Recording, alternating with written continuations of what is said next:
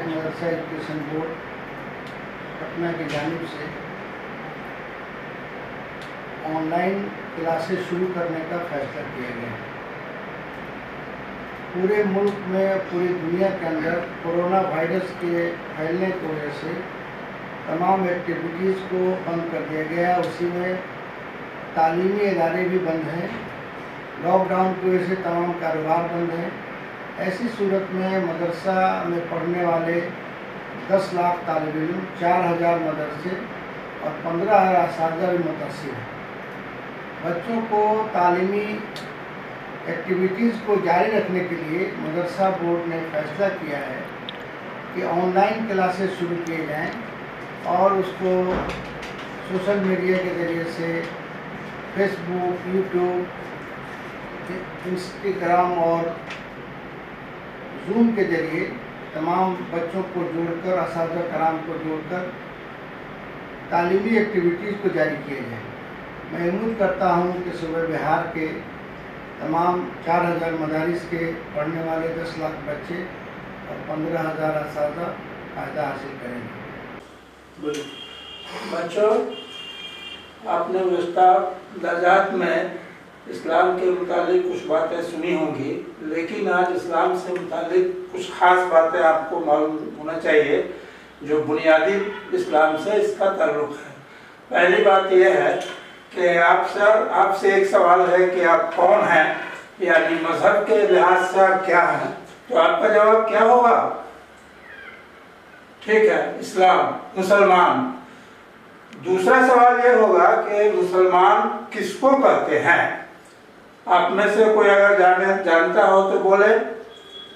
ہاں، آپ کا جواب صحیح ہے، جو اسلام کو مانتا ہے اس کو ہم مسلمان کہتے ہیں۔ اسلام ہم کو کن چیزوں کو سکھاتا ہے یہ تو جاننا ضروری ہے۔ جی، اس کا جواب دیجئے۔ ٹھیک ہے، کوئی بات نہیں۔ اسلام ہم کو 2-3 بنیادی باتیں جو سکھاتا ہے وہ یہ ہے کہ میرا عقیدہ ہونا چاہیے کہ اللہ ایک ہے۔ دوسری بات، محمد صلی اللہ علیہ وسلم اللہ کے رسول ہیں۔ تیسری بات، اللہ تعالیٰ اپنے رسول کے ذریعے ہم کو یہ بتانا چاہ رہا ہے کہ اسلام کیا ہے، جو لوگ اسلام لے آئے ان پر کیا کیا ذمہ داریاں عائد ہوتی ہیں۔ جیسے کہ جو اسلام لے آیا تو کیا کرنا ہے؟ کرنا یہ ہے کہ اسلام میں جو باتیں بتائی گئی ہیں، جیسے اللہ ایک ہے اور حضرت محمد صلی اللہ علیہ وسلم اللہ کے رسول ہیں، تو اسی بات کو پہلے کلمے میں کہا گیا ہے، لا الہ الا اللہ محمد رسول اللہ، یعنی دنیا میں کوئی عبادت کے لائق نہیں ہے سوائے اللہ کے۔ دوسرا لائن ہے محمد رسول اللہ، یعنی حضرت محمد صلی اللہ علیہ وسلم اللہ کے رسول ہیں۔ صرف اتنا کہہ دینے سے ہی اسلام نہیں ہو جاتا ہے، بلکہ اس کو اپنے دل و دماغ اور روح میں بھی اتارنا ہے اور اس بات کا یقین بھی کرنا ہے کہ اللہ ایک ہے اور حضرت محمد صلی اللہ علیہ وسلم ان کے بندے اور رسول ہیں۔ اتنی بات سمجھ گئے؟ پھر اس کے بعد کیا کرنا ہے؟ اس کے بعد بنیادی چیز جو ہے اسلام کے احکام پر عمل کرنا ہے۔ اگر جب آپ نے ابھی سنا، یہ سمجھ لیا کہ اللہ ایک ہے اور حضرت محمد صلی اللہ علیہ وسلم اللہ کے رسول ہیں، تو ایسی شکل میں یہ تو سمجھ بھی لیا، کہہ بھی رہے ہیں، لیکن اس پر یقین ہونا ضروری ہے۔ اس کے تعلق سے جب اتنی بات آپ نے سمجھ لیا تو پھر آپ کو یہ سمجھنا ہے کہ اسلام کی بنیادی تعلیم اور بنیادی فرض کیا ہے جو ہم کو اپنے عملی زندگی میں کرنا ہے۔ تو اسلام کا بنیادی فرض 5 چیزیں ہیں۔ ایک ہے توحید، دوسرا نماز فرض ہے، روزہ، زکوٰۃ اور حج، یہ 5 چیزیں فرض ہے۔ اس کو اچھی طرح یاد کر لیجئے۔ ایک بار آپ کو بتا دیں ہم کہ توحید، نماز، روزہ، حج اور زکوٰۃ یہ بنیادی چیزیں ہیں۔ اب توحید کو تو آپ نے سمجھ لیا کہ اللہ ایک ہے اور حضور صلی اللہ علیہ وسلم ان کے رسول ہیں، اس بات پر یقین کرتے ہوئے اللہ کے احکام پر عمل کرنا ہے، اسی کو ہم توحید کہتے ہیں۔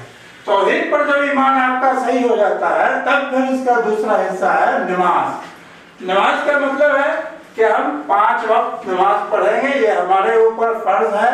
हर बालिग मर्द और औरत पर नमाज का पढ़ना 11 साल की उम्र से फर्ज हो जाता है।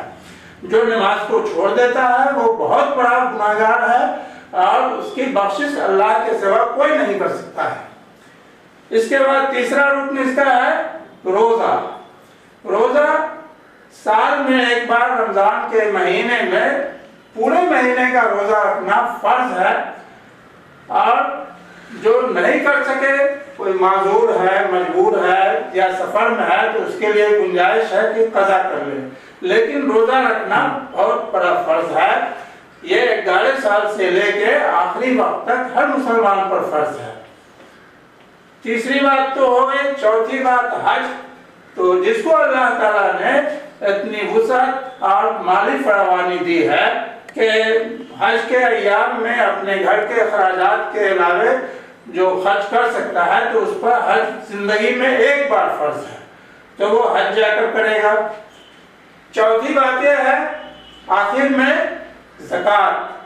जिसको अल्लाह ताला ने माल से नवाजा है, तो ऐसी शक्ल में उस पर ज़कात फर्ज है।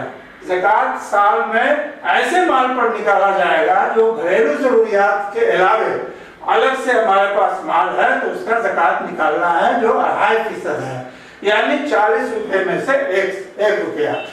और एक बात और है कि ज़कात की जो ये रकम है जिस पर हम पर ज़कात फर्ज है, जिस रकम पर, तो वो रकम ऐसी होनी चाहिए जिस पर 1 साल गुजर चुका हो, तो ऐसी शक्ल में उस पर ज़कात भी फर्ज है। तो इसमें बुनियादी बातों में मेरे बच्चों ये समझने की चीज है, जो 5 बुनियादी अहकाम है, तौहीद, हज, रोजा, नमाज और ज़कात। इसमें तौहीद और नमाज और रोजा ये तो हर मुसलमान पर फर्ज है, लेकिन हज और ज़कात ये मशरूत है माल के साथ। जिसके पास माल है वो हज भी कर सकता है, ज़कात भी दे सकता है, लेकिन अगर माल नहीं है तो फिर हज और ज़कात उस पर फर्ज नहीं है। अब हो गया।